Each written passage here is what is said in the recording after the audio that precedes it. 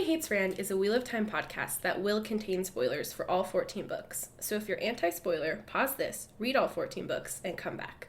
We'll be here, waiting.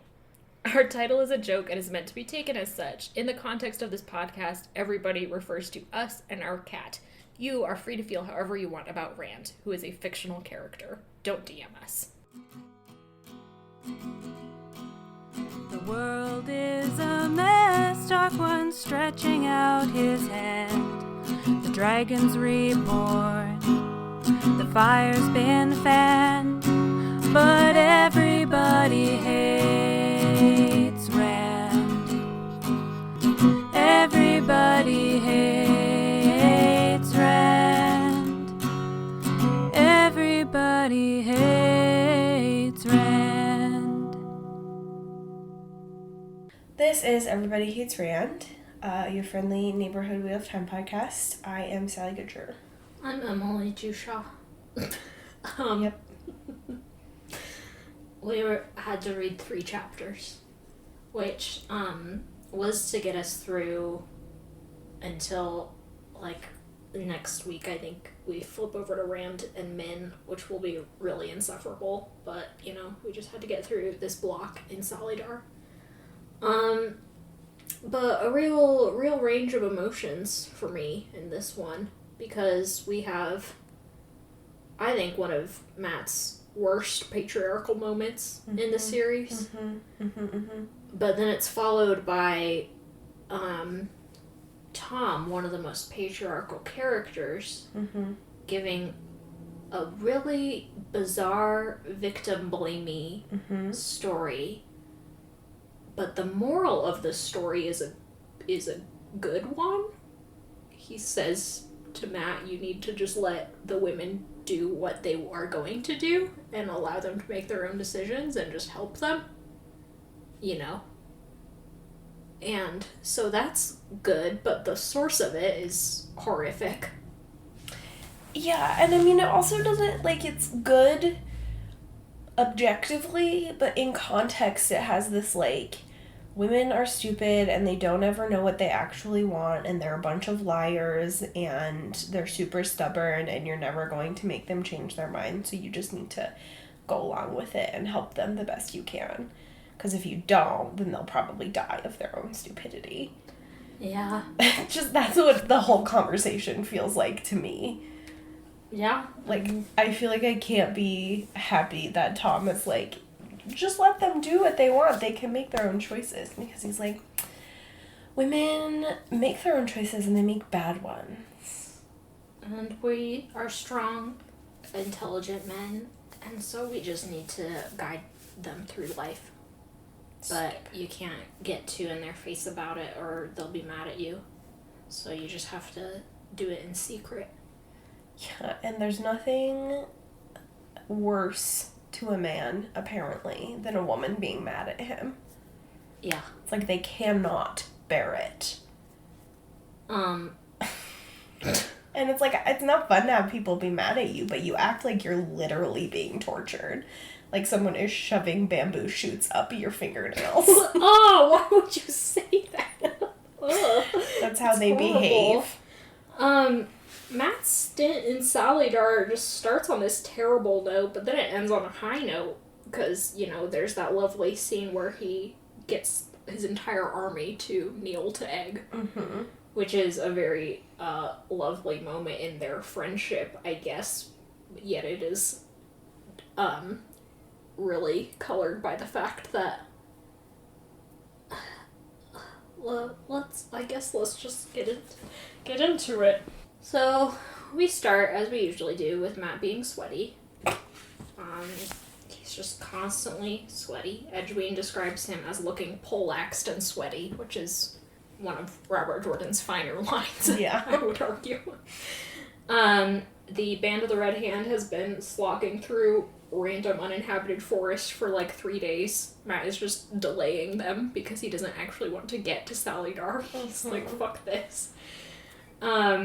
And when we are treated to a little anecdote about how Oliver tried to stab Avienda. Avienda, of course, was like, a knife? No! What do you have? A knife. Took the knife from him, whatever, and then Matt, in one of his less stellar parenting moments, just sort of slapped him upside the head and said, essentially, now listen, Avienda is not a Shado ale, which are the ale that you hate and are totally within your rights to stab a 10-year-old boy.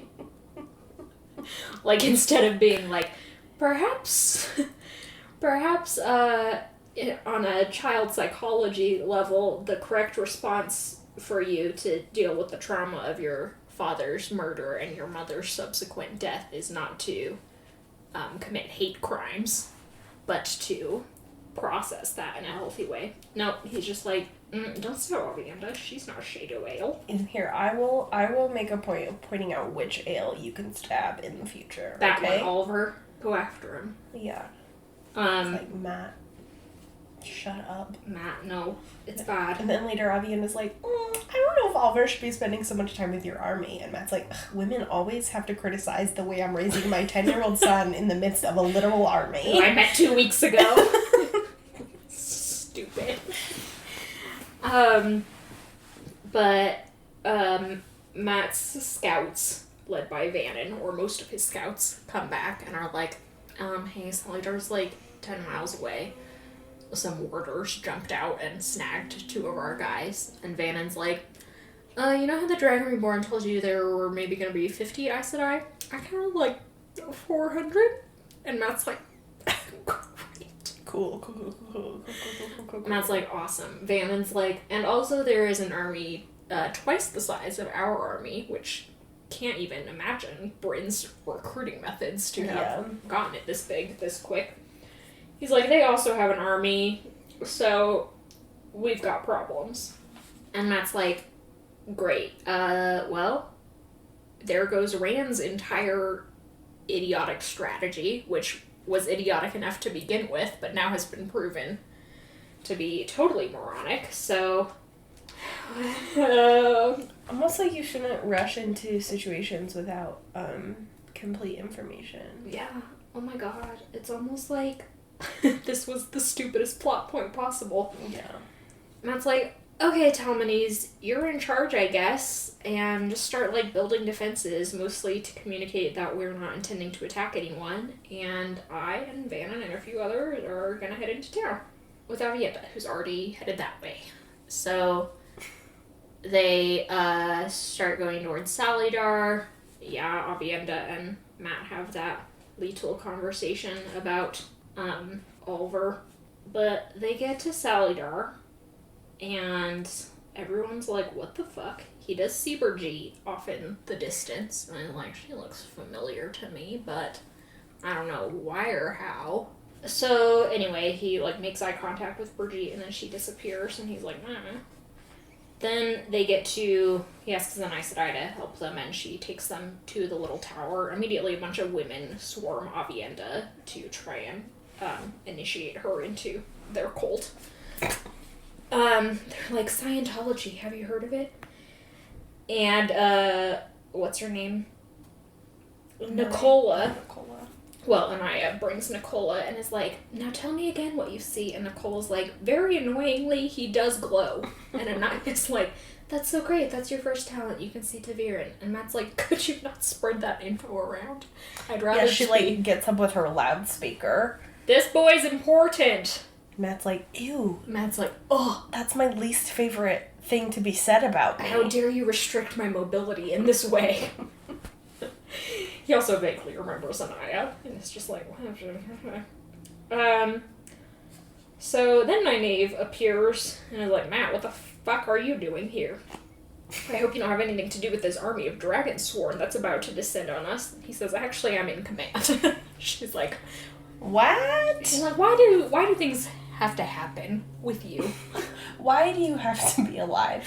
Why? To torment me. Everything you do is just to cause me personally suffering. And then she says, I'll take you to the Amerlin. He's like, great. I mean, I didn't even ask to see the Amerlin. I asked to see Egg, Elaine, and Nynaeve. Yeah. But whatever. Why do you guys even have an Amerlin? You're rebels. But she's like, come with me. And Avienda's like, Matt, go off. Please She's save me. I do like the image of Avienda, who's like Very tall. very tall. Surrounded by just like a gaggle of... like Gulliver's Travels. Yeah, just like tiny in comparison women who are sort of fussing about her. And like, tell us the secrets of your magical power.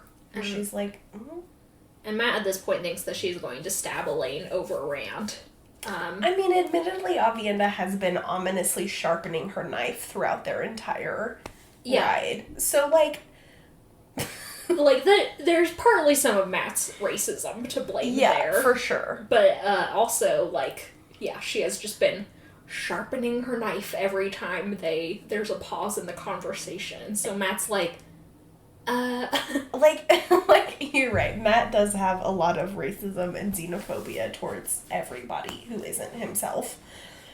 But the fact that Avienda just, like, whenever they stop is like, ooh, time to sharpen my knife. And she's sharpening the knife, we find out, to give to Elaine, so Elaine can cut her with it as she pleases. So I guess in that instance, you would want to give someone a pretty sharp knife to ensure that you're not getting cut by a dull knife, which I guess would be worse. But all of that is beside the point. Yeah, she hasn't been doing a great job to self-advocate for her innocence. Their relationship, as always, is very weird. So Matt just leaves her there thinking, okay, well, if she's being bothered by a bunch of Aes Sedai, who she could stab if she chooses to, I'm not too worried about her safety. Yeah. Then I'll just take this opportunity to go meet with Egg. The Emerlin, excuse me. So Nynaeve takes him to the office where he finds Edwene sitting behind a desk with the Emerlin's stole around her shoulders, kind of attended by Elaine. He freaks out because he thinks that they are, like, playing dress up. He still thinks they're accepted, which, to be fair, the change was made 2 days ago. Yeah. And Matt isn't really in a position to pick up on what the cues mean. Like, he notices that people aren't treating like Nynaeve like she's accepted, and she and Elaine are both wearing their own clothes, but he, Yeah, the rules are kind of out the window in this place, like, that's not the White Tower. Those things could mean any number of things. Yeah. So we can excuse Matt for not understanding the situation and for jumping to the conclusion that he does, which is that Nynaeve and Elaine and Egg, who historically have pretended to be above their station in order to get things done, are doing that again. What we cannot excuse him for is his immediate desire to take control of the situation by manhandling Egg out of her seat, like ripping the stole off her shoulders, being like, you'll need to shut up and listen and do as you're told. It's all very gross. Yeah, and there's just, like, no reason for it. I mean, there's no reason to behave towards other people this way, in general, but he just goes, like, I know he's stressed because he doesn't like magic women, whatever, but he goes, like, 0 to 3,000. Yeah. And it's like, the much more reasonable thing to do is close the door behind you, be like, what's happening? What are you doing? Ask questions, have a conversation. I have an urge to defend Matt because I always have an urge to defend Matt. And again, but there are parts of this that are inexcusable. But Matt has also been in a situation where he went way out of his way to rescue these 3 women specifically, and the first thing they did was use the power on him and lecture him about interfering. So, not to, overstate it and be like, he has trauma regarding that, but Matt does have a set response to this scenario in place because he's lived something like it before. And there's not much of a line between Matt's sexism coming out in the text and Robert Jordan's sexism that he wrote into the text by having the women behave irrationally by putting Matt in this situation. All of it is generally unpleasant. No, that's a very good point. I just had to do a training today on trauma-informed care. Oh. Yeah. What's that? It's like a a way of interacting with basically like your clients if you're working in like social services or service related fields. Like in the case of housing, for instance, if someone comes in and they're like really like if belligerent or reacting in ways that are deemed quote unquote abnormal, you know, instead of trauma informed care would be like the coordinator or the, you know, whoever is the employee, instead of responding with being like, well, I'm going to escalate the situation by calling in the police, or I'm going to, you know, I'm just going to assume that this person, there's something wrong with them, they're taking advantage of the system, et cetera, et cetera, et cetera. It's more like, okay, what might have re-traumatized this person in this scenario that is making them act in a way that is defensive because they feel like they need to, you know, reestablish their own safety, or are they feeling, you know, unsafe because, you know, people are looking at their finances, or whatever variety of reasons. It's about reestablishing, it's about understanding the way that trauma happens and affects people's, you know, perceptions of their own safety at different moments in time, and the way that re-traumatization appears in seemingly out of nowhere, you know? Yeah. In response to like stimuli that so the response is not adequate, is not proportional to whatever happened.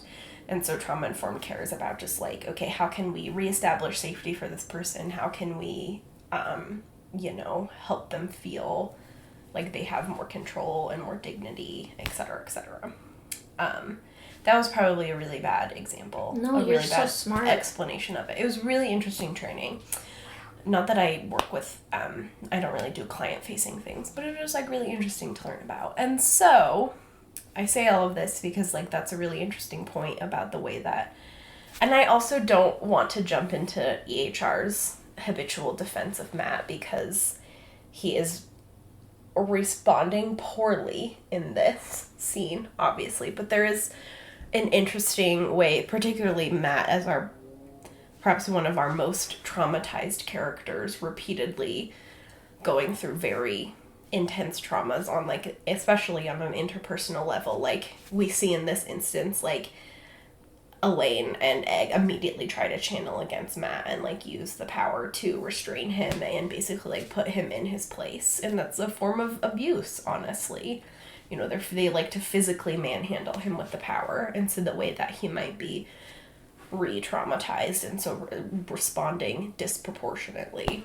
I don't know, just kind of an interesting lens on the scene. Well, yeah, just like if Matt's coming into the scene thinking the first thing they're going to do is manhandle me with the power or try to, you know, then we can explain why he resorts to manhandling Egg immediately. Yeah. But again, that all explains his behavior. It doesn't excuse it. Yeah. Matt's still an adult who is responsible for his own trauma responses. And while Matt is a really remarkably written character in an otherwise what feels like a series devoid of remarkably written characters, many of Matt's odder or more upsetting behaviors seem to stem directly from things that have happened to him in the past, and so he's very neatly written in that way. Yeah. Matt, as a character, isn't written in a vacuum. Yeah. He's responding to things in a sexist way because the text is empowering him to be sexist and seem like the most rational person in the room when he does. Yes. 100%, Emily, you're so smart. Thanks. Ugh. Again, I immediately just forgot what I said. Don't tell the people that. They don't know. It's like I speak words and as they come forth, they are purged from my memory bank. I'm like Matt. 0 short-term memory. So, great. Egg, of course, Egg doesn't reestablish her dominance in the situation until, like, a novice or someone comes in and addresses her as the Amerlin seat. And then Matt is like, oh, okay, so it's not just these three in a bubble. They have perhaps conned the rest of Salidar into thinking this. Yeah, and your comment about the way that the three of them have played at being above their station is something I honestly totally forgot about, and the way that that has really negatively impacted Matt, and that adds an additional, just interesting flavor to this scene where he's like, why are you lying to everybody and telling them that you're the Amerlin seat? Well, and, like, Matt has been a pretty good bro about it up until this point. Like, he hasn't been going around spilling their secrets. Yeah, spilling the beans. He's like, okay, that's your business. If you're doing that, whatever. I think it'll get you in trouble, but until this point, he hasn't felt like he has any control over the situation. Mm-hmm. But now it's like, oh, they've gone a step too far because they're literally surrounded by what he deems to be an incredibly threatening situation. Yeah. 400 Aes Sedai all in one place is Matt's idea of hell. Mm-hmm. Which, as we see in an upcoming chapter, we're going to go through Rand and Matt, and then we'll get back to... Rand and Min, and then we'll get back to Matt in this, one of my favorite chapters in the series, honestly, called The Color of Trust, which is so dramatic.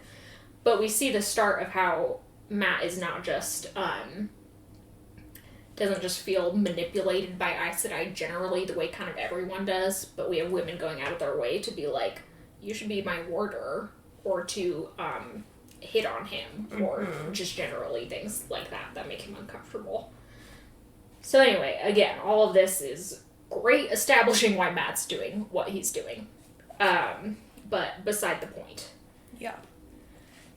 Which is that Matt starts to argue with Edwene, Elaine, and Nynaeve. He's like, you guys are in tons of danger. I can't believe you're doing this.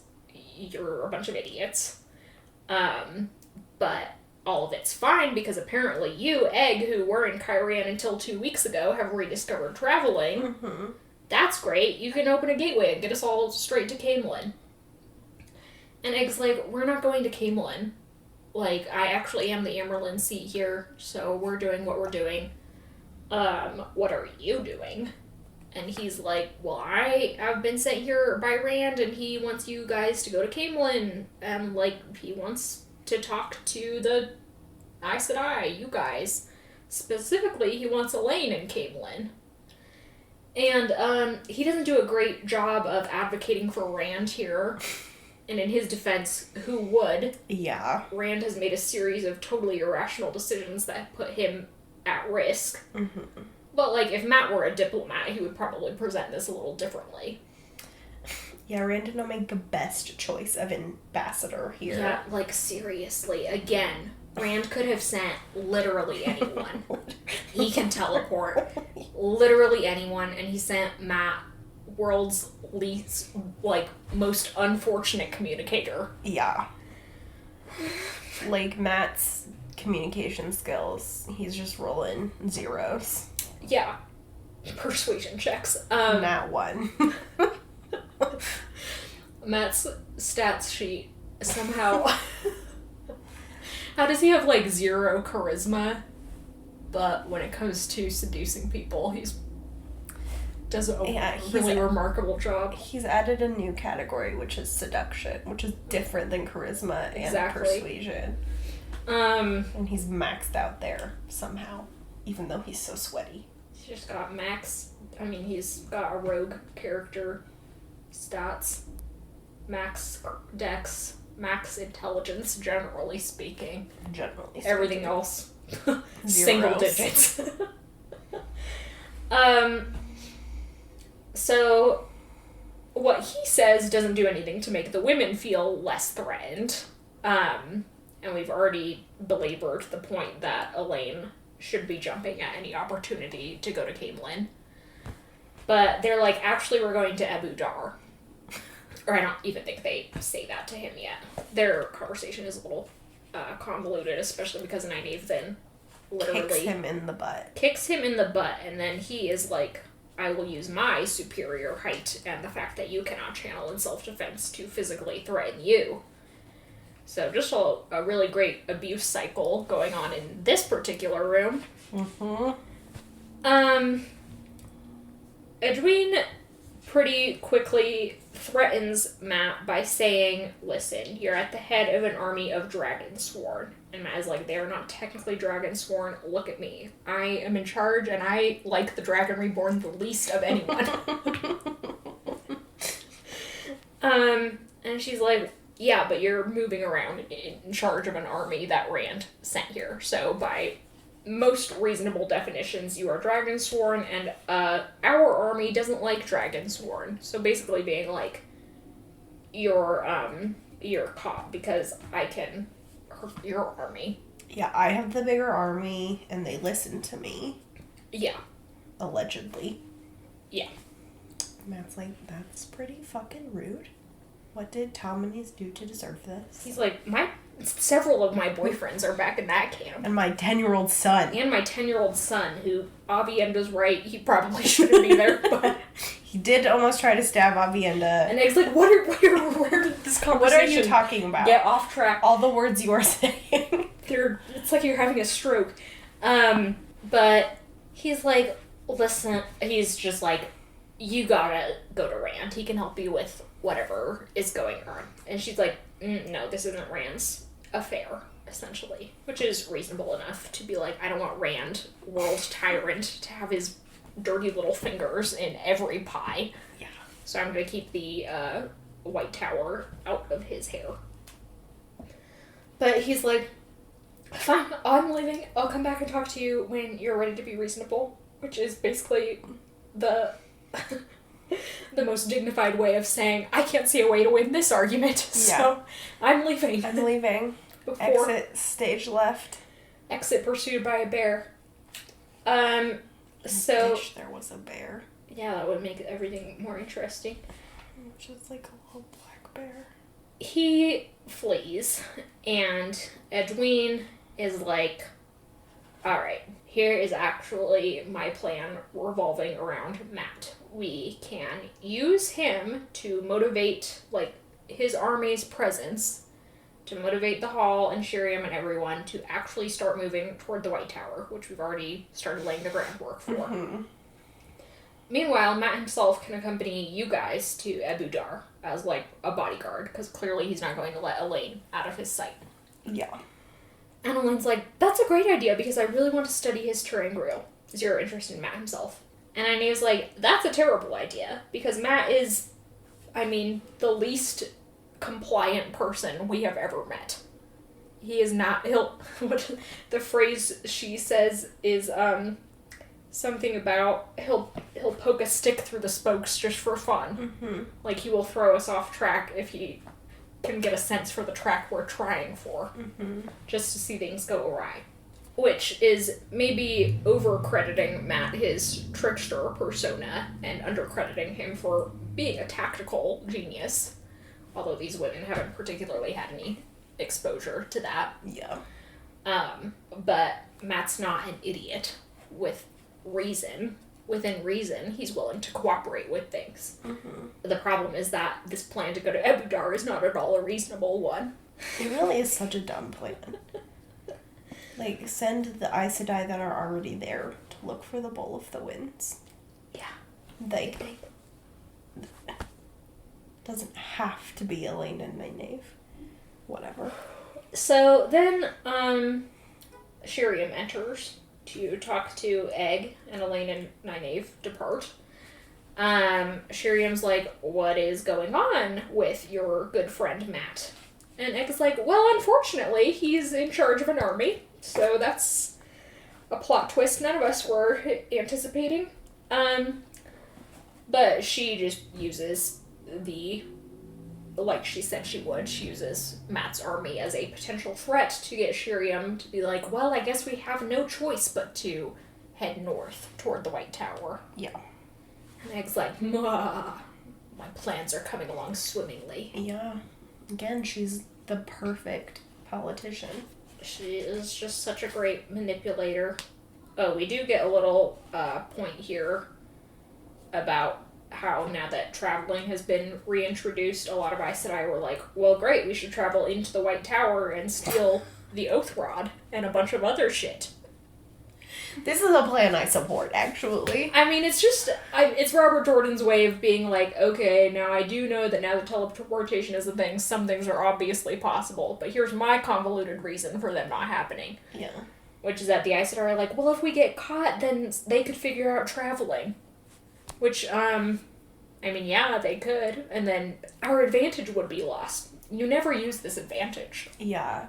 except to travel the army closer to the White Tower after significant delays. Yeah, also, they also say in this chapter that, like, while they've tried to teach a lot of women, only very few are powerful enough to actually make a gateway at this point. So, like...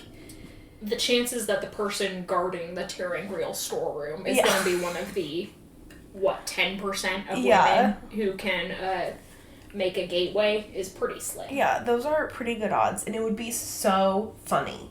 So funny. I know, the heist. Yeah, popped into the White Tower and stole all their important shit. Yeah, imagine Aleda's face the following day. What? They did what? All our Angriel are gone and you have no idea who's done it? And Egg's like, mwah. Miss, Eggs 11 or whatever. Yeah, Eggs 11.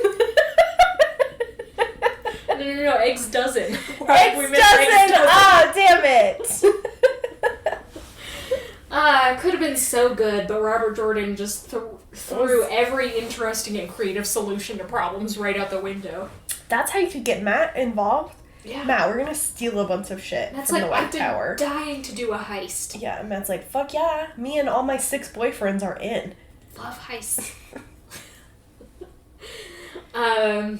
But no.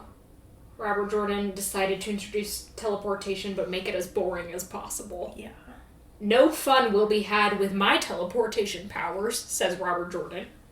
0. 0 fun. None.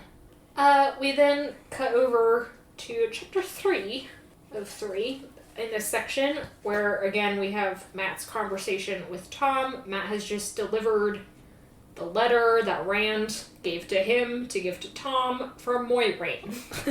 What the fuck? Matt doesn't know it's from Moiraine. Tom clearly does because of the seal. Again, he has not spoken to this woman in 3 books. And rarely spoke to her prior to that. But he's clearly having an emotional reaction. He hasn't even opened the letter. And Matt, he tells this story about how when he was a younger man, there was a woman in some village who was married to a guy who, by all accounts, was an abusive piece of shit. And this woman was like, why won't someone rescue me? Until finally Tom was like, I will rescue you. And then she was like, how dare you try to get me to leave my beloved husband? And then it turned out that she was a liar and a whore, I'm sure.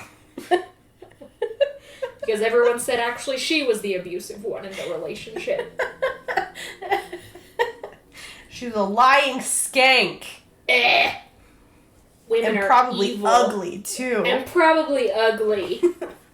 Probably her tits weren't very big either. Very small bosom. Yeah, and then so Tom is like, you never know when women are telling the truth, and I'm just gonna completely victim blame here and present absolutely no nuanced understanding of domestic violence and abuse. To just reiterate that this woman was a ugly, lying skank, and you should just do what the girls tell you to, because otherwise they'll die. And it's like, what are you saying? It's like, what? What? Like, Matt's like the white woman with the math problems. Yeah, he's like, okay, so there's a bootmaker. And Tom is rich. Tom's rich somehow. But all women are liars. I guess. And abuse is their fault? What? It's like, Tom, no. Abuse isn't anybody's fault.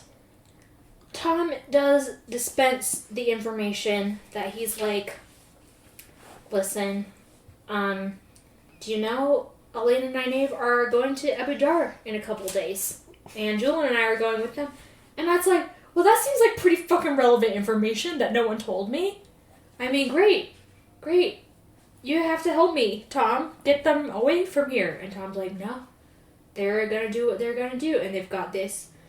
Egg's got this mad plan to actually become the Amerlin. But she's gonna need a lot of help. Because no one's respecting her the way they should. And there are all these factions here in Salidar. So it's all very dangerous. And Matt's like, I know it's dangerous. I've been saying that the whole time. Newsflash, asshole. I've been saying this for 6 books. And, I mean,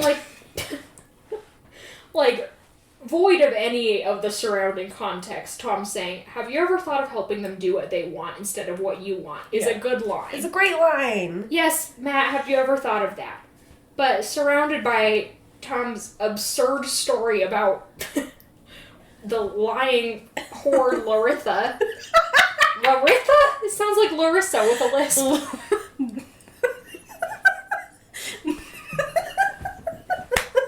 That lying whore Larissa.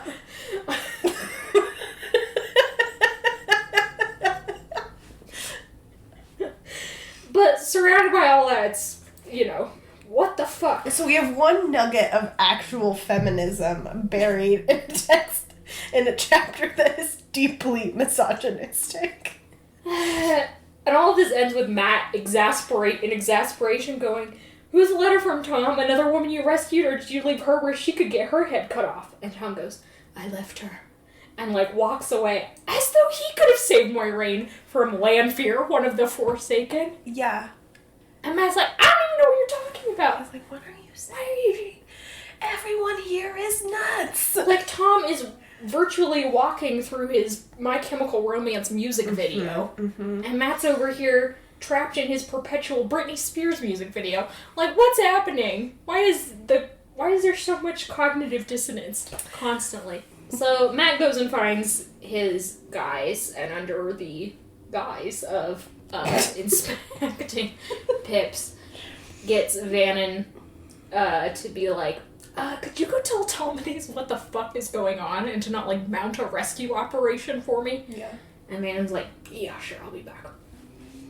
And Matt is like, "Great, well, I can already see where this is gonna end. And it's with me and Ebu Dar. Mm-hmm. What the fuck? How did these things happen to me?" Yeah, to me. To me, no less.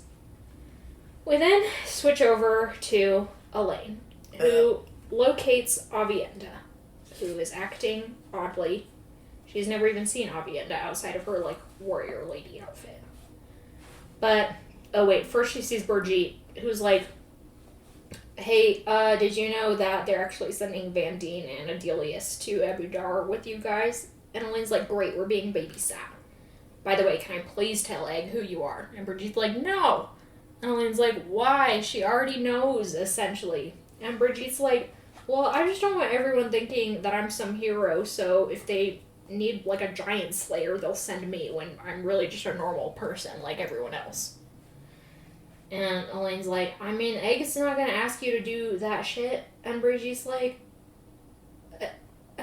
Egg's having you guys go to Ebu Dar with Matt, who doesn't even want to go. There's no telling what she'll do. She's drunk on her own power. That's true. So, leave me out of it.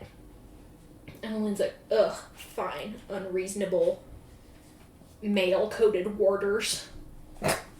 When I bond Rand, I'll make him promise to do everything I say. I hate how Avienda has a will of her own. Anyway. Then she gets Avienda, and takes her to their room. Avienda's like, "Listen. Well," she says, "Matt claims you have come here to kill me." And Avienda's like, "I mean, no, I've just been sharpening this knife in a totally innocent way." A very benign I don't know knife how sharpening. he could have misconstrued that. She takes off her shirt and gives Elaine the knife and also a switch that she cut on their way casually. And she's like, "Listen, I have shored you because I did in fact fuck Rand, and also I'm in love with him. So you get to do whatever you want to me." And Elaine's like, "Well, I do want to stab you because I have some violent tendencies that should probably be unpacked at a later date." And she's like, "No, Avienda, put your shirt on because actually I've known this was coming even though I didn't know it would be you. But there's another woman who's also in love with Rand and the three of us have to share him." And Avienda's like, "That seems like a plot point that has been totally constructed to fill one of Robert Jordan's weird fetishes." And Elaine's like, "I know, but we're just trapped in it." So that's where we are. Avienda's like, "Who's this Min you speak of?" Who's this other lying whore? And Elaine's like, "Well, she's on her way to him right now. And she's nice. We're friends. Emily, haven't really seen evidence that they're friends. Yeah, because, again, no one behaves like friends in this series. Except Avienda and Elaine eventually, who, like, cross the threshold from acting like friends to acting like lesbian lovers very quickly. Yeah. And without warning. So Robert Jordan's total... And he classifies it as sisterhood. So Robert Jordan doesn't know anything about female relationships, is what I'm saying. Yeah, I think we talked about this in an earlier episode, but, like, Robert Jordan's repeated insistence of, like, they're sisters, they're friends, and therefore they bathe together. It's like you've tried so hard to make them not gay that you have made them so gay. Yeah. You just swung that pendulum right back into lesbian territory. I don't bathe with my friends. I don't, or my sisters, God forbid. Not since I was 5. Yeah. So anyway, Avienda's like, well, I don't really feel comfortable sharing a man with you unless we are really good friends. And Elaine's like, yeah, you're right, I guess. The end. Chapter ends. Which is how Avienda will end up going to Abu Dar with them because she's on a quest to become friends with Elaine. A person who, frankly, it's impossible to become friends with because she's so obnoxious. Yeah, like, she's really... got a Sisyphean feat ahead of her. Good luck to you, Avienda. This scene, like, I know we've unpacked this all before, but, like, Avienda being like, Egg told me to watch Rand for you because Egg said that he belonged to you, and therefore I bullied him mercilessly about how he belongs to you like property. And then he happened to see me naked and we ran away and had sex in an igloo, and now I feel really guilty about it because, again, he belongs to you. It's like, be quiet. So therefore, please stab me. Like, what else was she supposed to do with the knife? Carve the word lying whore into Avienda's back? Just like Laritha. Just like Laritha. That's been that pretty whack set of chapters. I feel like making fun of Laritha for sounding like Larissa with a lisp is a little ableist of us. You're right. So I apologize for that. Yeah. But once again, Robert Jordan has taken a real world name and just sort of switched some letters around to get Laritha. Yeah, I just have a really lovely coworker whose name is Larissa, who I talked to near the end of the day, so I guess the name was on my brain. But yeah, there's nothing inherently funny about lisps. No. So, apologies for that. The next chapter is called A Threat, and I assume the threat is Min's burgeoning sexuality. Then it's the Black Tower, where, unsurprisingly, they visit the Black Tower. Wouldn't you know it? And then there's some shenanigans in Camelin. This might be another 3-chapter section. I'm sorry, I can't remember. That's okay. But we'll switch over to Camelin and then back to Salidar to more or less wrap up what's going on there before we get into the real shit, which is Dumai's Wells. Yeah. So that's what's on the docket. Yeah, today was the first time when I picked up and opened the chapter, so I'm like, hey, we are actually getting through this. Yeah, we're near the end. Yeah, we've somehow overcome. We're not near the end. We've got like a quarter of the book left, but but it feels like we've overcome the bulk of it. Small victories. Yeah, which is just sitting around in Salidar being sweaty. Yeah. So, small victories is right. Happy St. Patrick's Day. So that's that. Thanks everyone for listening. Thanks Glenn McKenzie for our theme song.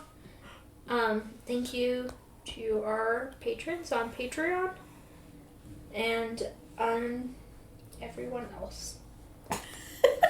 Anything else? No. Okay, we have a listener submitted sign off, don't we? Yeah, we do. Okay, so this is from Sarah. Not Sarah McClintock, Sarah Whittle. I don't know why I always have to say that. Sarah McClintock is not the only Sarah that exists. I apologize. Yeah, well, you've just referenced 3 different Sarahs in this episode alone, so... So many It's Sarahs. a little confusing. Okay. This sign-off is brought to you by Second Floor Apartment Living. One morning I had to be at work by 4:30 a.m. Gross. What? I'm sorry. No, sign off right there. That's traumatizing enough. So at the crack of 3:30, I rolled No! out of bed, followed by our cat Juno, opened the bedroom door, and turned on the light in the living room. It was in the middle of summer, and we had no air conditioning, so we had left the balcony door open in a vain attempt at cooling off the apartment. Unfortunately, the only thing that open door had let in was 2 bats, who started flying around the room in terrified/terrifying circles, What? while my still waking up brain was trying to comprehend why my house was full of flying rats all of a sudden. I managed to shoo one out the front door with a broom, while the second took to flying figure eights in the hallway. It was performing for you. Juno was watching it with rapt attention, and at just the right moment, she leapt in the air and batted the bat to the floor. I shoved her away before she could make a tasty morsel out of it and put it outside on the balcony wall. It was so stunned it didn't fly away, but it was gone by the time I got home later. My wife slept through the whole ordeal, and I miraculously made it to work on time. P.S. Don't worry, thanks to a different encounter with a bat as a child, I had already been inoculated against rabies, as was the cat. Why do we fall, Master Bruce? Why do we fall, Master Bruce? You're like Batwoman. You are I've like had so many Batwoman. encounters with bats. Thanks to another encounter with a bat. Thanks to a different encounter with a bat. That's a Christ. The bats are coming for you. Jesus, I'm glad you didn't get rabies. I'm glad you didn't get rabies. I'm also glad your murderous, bloodthirsty cat didn't kill this bat who was just checking out apartment living. I can't even imagine. Yeah, it was actually the first bat was its realtor. Yeah. So I'm sure. But it was just checking out the location, was thinking of renting the apartment above you, and all of a sudden... Woof. A broom. A cat. Alright, everyone. Thanks for listening. Have a good week. Have a Bye. good week.